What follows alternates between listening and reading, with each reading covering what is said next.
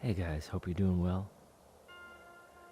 This is the second time I've done this video. The first time YouTube had some issues with some shocking content, so they said, so I'm redoing it, and we'll see how it goes. This is right in the heart of I originally made it right at the start of this whole coronavirus pandemic thing, but I hope you're doing well, and maybe you're watching this in the future, sitting on a beach, next to lots of people, thinking, wow, that whole thing is glad that's over with, that was weird.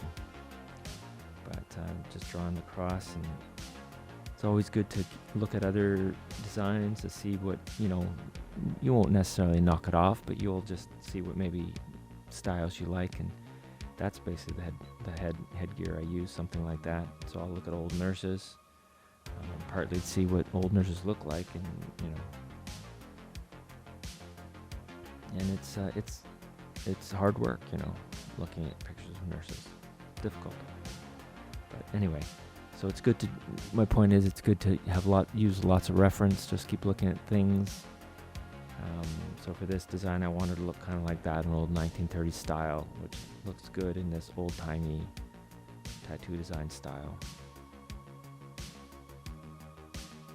So basically a cross, then the headgear, and then put in the face, and you're kind of good to go.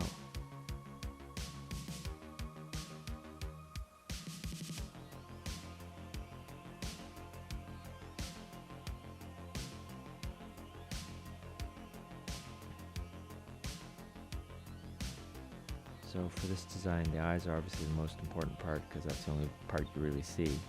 So I went looking for worried eyes, and those a good looking set of eyes for this design.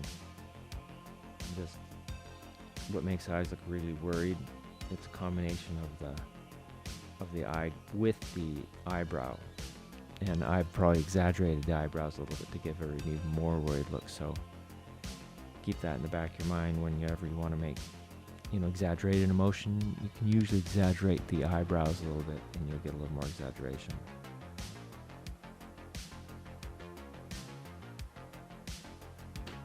And also for the eyes, they're usually roughly one eyeball width apart in a straight on shot, but her head is a little turned, so it's a little less than that, but it's a good markers to keep in mind. And then from the inner eye, from the tear duct, if you go down, that will usually be the nostrils. Go down from there, and the eyes are obviously roughly halfway down the head. So keep that in mind. But a lot of people make the mistake of they don't include the hair, so they place the eyes actually too high on the head. That's quite common, so just watch out for that.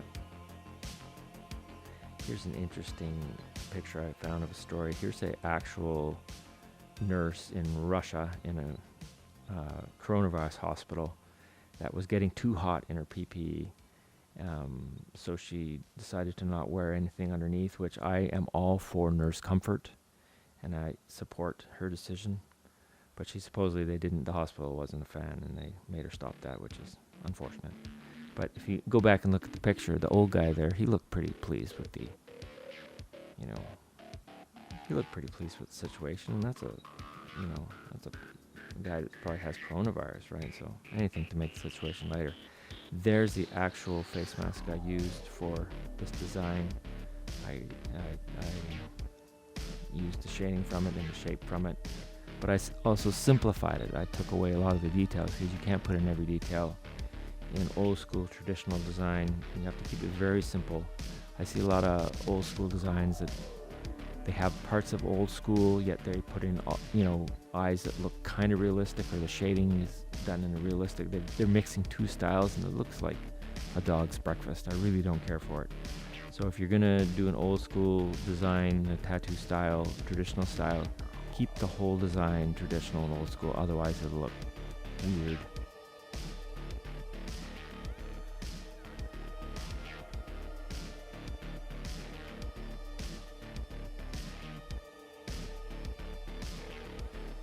Once again, I'm just trying to, even in simple design, always give the illusion of 3 dimensions. So even though I said you want to keep it very simple, doesn't mean you need to make a flat face. You want to still give the illusion, of a 3-dimensional object, and that'll make even a simple cartoon like this look a lot better.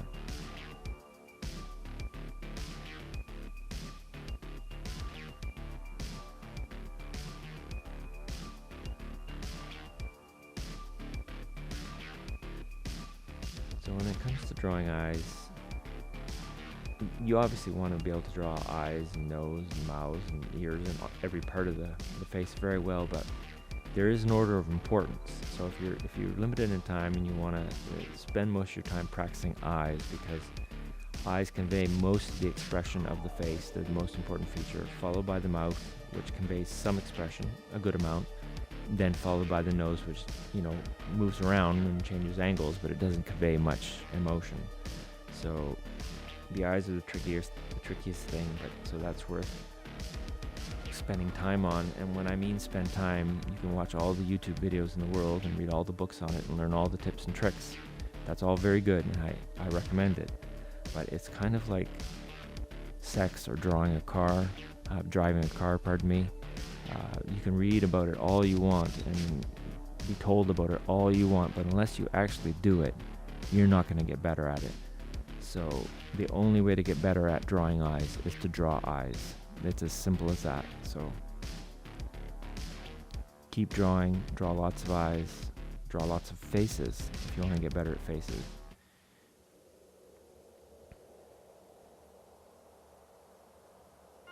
I guarantee you, if you see someone that's drawing amazing faces, better than your faces, better than my faces, they probably have drawn more faces in their life. It's as simple as that.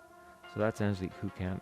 She's a big influence for this design, for, I'd say, the style of it, I think, especially in the eyeballs. Or the pupils.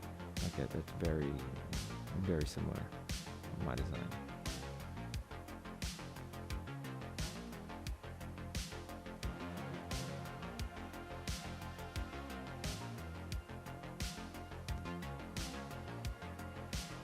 Stick around to the end of the video.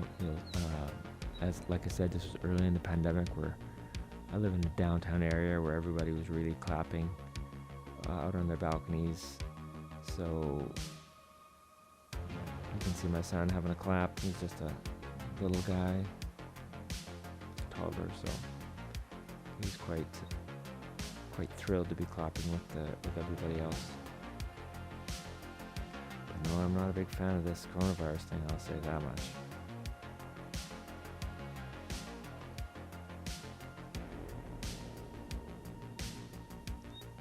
I kind of felt when I was drawing this design, that's kind of how her face is, her expression is kind of how I feel sometimes. So I show these designs of some old masters, Owen Jensen, no sale Jerry here, but he's always an influence, Stoney St. Clair, Milton Zeiss, the names just go on and on. There's all these Brooklyn Joe Lieber, there's all these old-time guys that have just, they're basically the fathers of tattooing, and their designs are just terrific. There's always some inspiration in there if you look at their designs. And if you can't think of anything to draw yourself, just maybe practice by copying one of their designs, and it's just enjoyable. So the flowers at just the middle point, and then work out from there. Really very simple. It helps with this flower to put in a circle and then work the petals around. Sometimes I'm lazy and I don't even put in a circle, and I pay for it with flowers that are even less perfect than I want them to be. And I don't mind a little imperfect, like for an old-timey design like this, because perfection is overrated. But I think I realized I need a bit of circle, because it isn't going that great. But they're okay.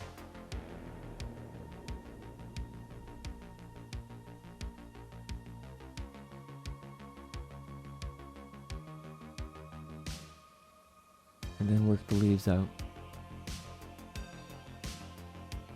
Work out from the middle and just keep going from there.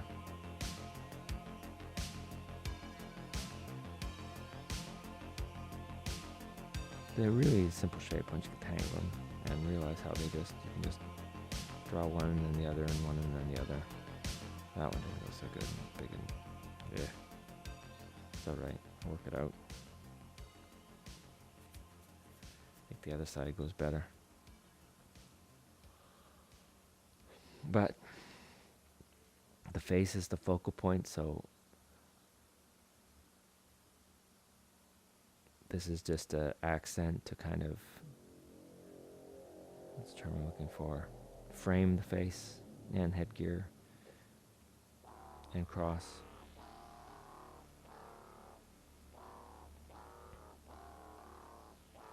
You can see for the cross, I would recommend when you draw yours, use a ruler and pencil, but then don't use a ruler with the Sharpie marker or ink, whatever you use, because then it'll look too stiff.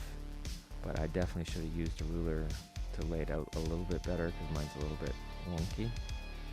But you can especially see on this side, but I couldn't find my ruler.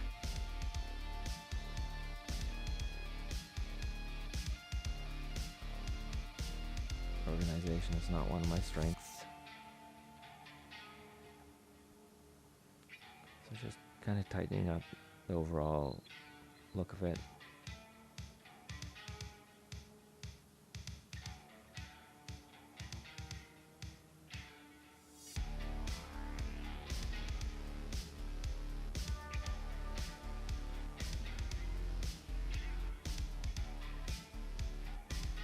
Another thing, back to the eyes for a sec, another thing you want to keep in mind, the upper eyelid usually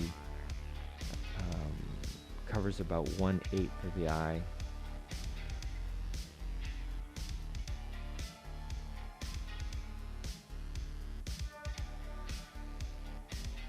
And I might be showing a little more whites of the eyes because I'm usually not that much white is showing in a relaxed expression, but she's a little more worried, so a little more white would be showing. If there's a lot of white, then you'll get more of like a shocked expression or like a terrified expression, which I didn't want that per se. But I definitely don't want a relaxed eye either.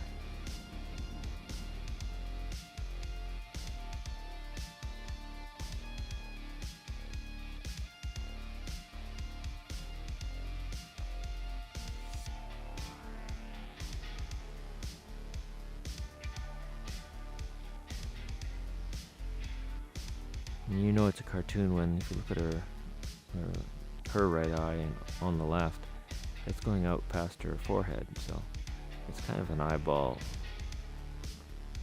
eyelid combo, eyelash combo, which is interesting. A nice big thick spider leg eyelashes look good in this particular tattoo style. If you're drawing a realistic eye, well, obviously it'd be quite different, but the shapes would be similar though.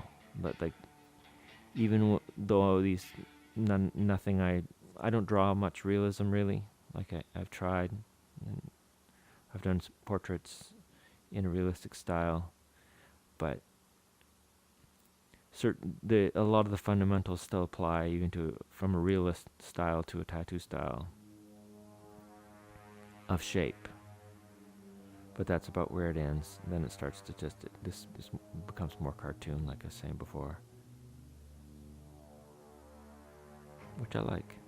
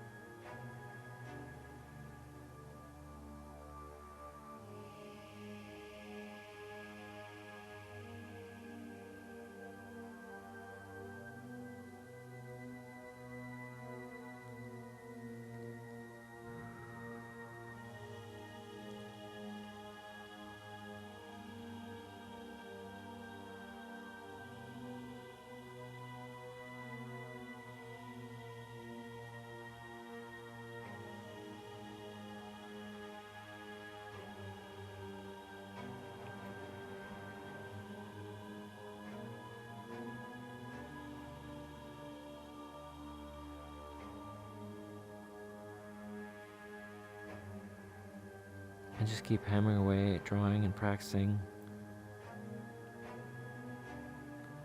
We're all busy people. It's hard to find time sometimes, but one of the best artists I knew, his stuff was just amazing. I asked him, is your stuff, is it, when you draw, do you draw when you feel inspired to make these drawings, or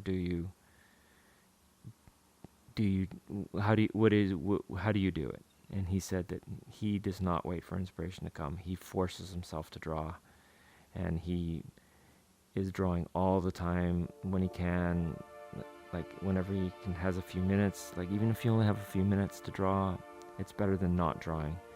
You have to keep drawing every day, but his stuff is amazing. And he just puts in more time than me or you.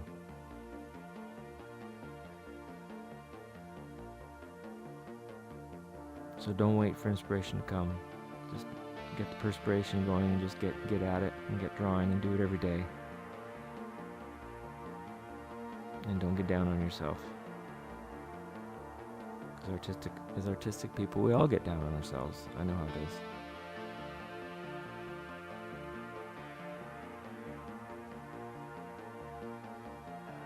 And when you hear that voice saying, "I don't feel like drawing today," that is when you go get your whatever you're drawing with, and if it's a big process, if you have to go through a big setup process, to then just get whatever you can to get the pencil to paper, pen to paper.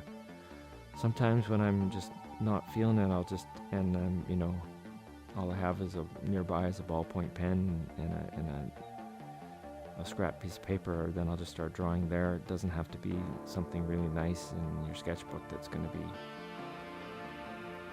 Just keep hammering away and drawing. And then when you're feeling good, you break out the nice watercolor paints, or break out the dirty charcoals, or whatever it is that or the oil paints, whatever.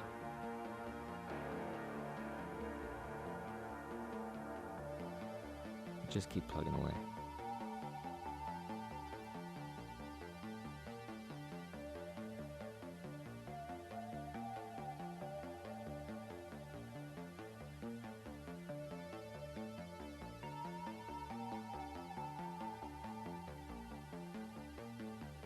Kind of think of drawing as a train on a track on a journey, and we're all just on different parts of the track, but we're all kind of going to the same place. None of us ever really maybe get there, but we're all just chugging down the track. So keep chugging down the track, and don't worry if someone is way ahead on the track. Probably been on the track longer.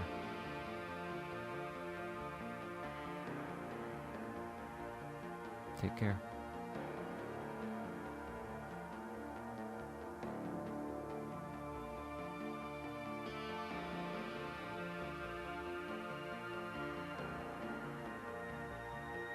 Hey, Max.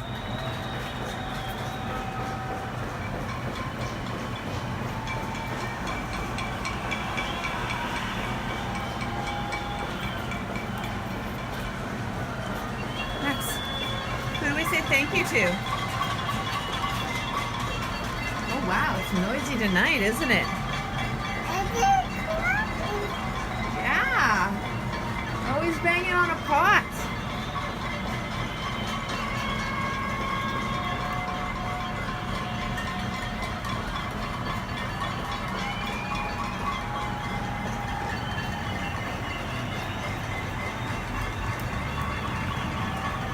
Say thank you, hospital workers.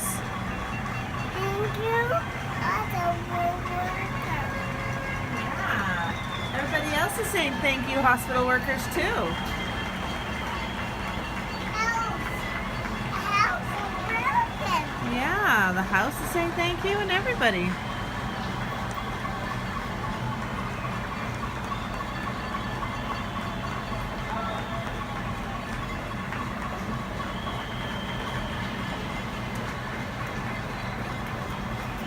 I'll go.